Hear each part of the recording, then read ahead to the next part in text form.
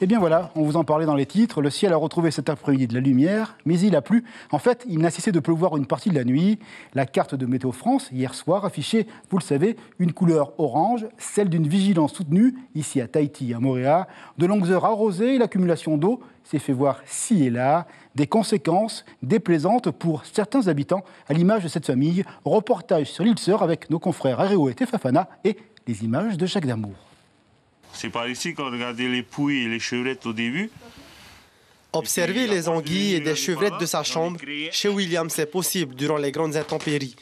Lui et sa maman vivent dans cette maison sur pilotis pas comme les autres depuis 2005.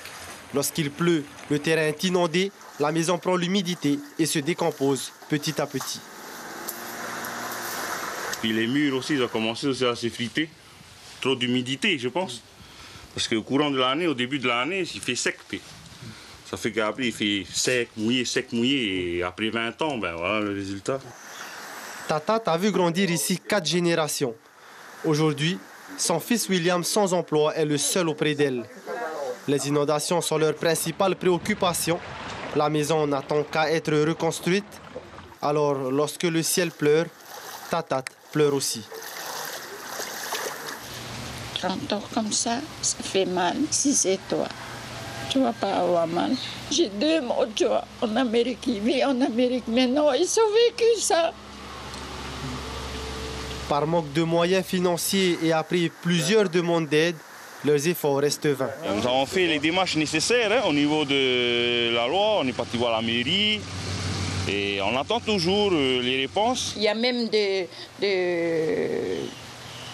gens qui ont élu pendant l'élection qui habitent à Outa depuis des années. Et quand il pleut, il descend. Il passe par là tous les jours. Hein. Ça dit, il voit rien. La route du quartier a bien été aménagée pour faciliter la circulation des habitants, mais les évacuations d'eau, elles, posent encore problème. C'est une vraie moquerie, quoi. Je ne sais pas où ils ont eu le diplôme de maçonnerie pour constater que le terrain est plus bas et construire une écluse plus haut. À Moorea, plusieurs familles vivent cette situation.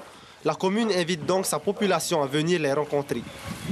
On ira voir déjà sur le terrain comment ça se présente, s'ils sont propriétaires aussi. Enfin, il y a tout ça, il y a le foncier, il y a plusieurs choses à voir ensemble. Et si c'est au niveau des farés au péage, on peut les aider, oui, effectivement.